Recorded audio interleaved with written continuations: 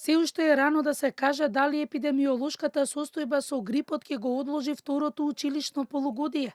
Од Институтот за јавно здравје објаснуваа дека податоците за состојбата со грипот ќе бидат до средината на оваа недела и доколку состојбата се влошува, ќе достават препорака до владата за одложување на стартот на второто полугодие.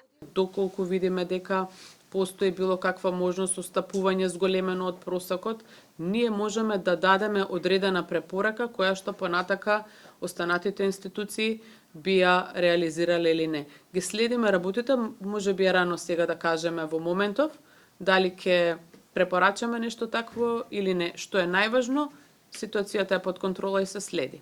Денеска Институтот за јавно здравје и Министерството за здравство потпишаа донација, каде Министерството на ИЕЗ му донира вакцини за хепатит Б за вработени медицински лица и студенти по медицина, да бидат заштитени во делот од професијата каде има ризик од пренос на хепатит Б, а вакцината да се купи чини 6.000 денари.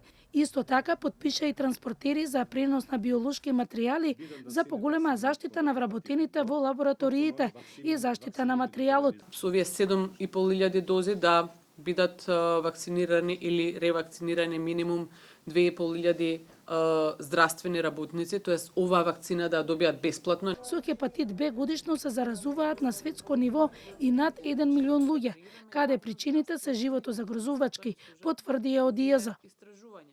И јас го поздравувам, но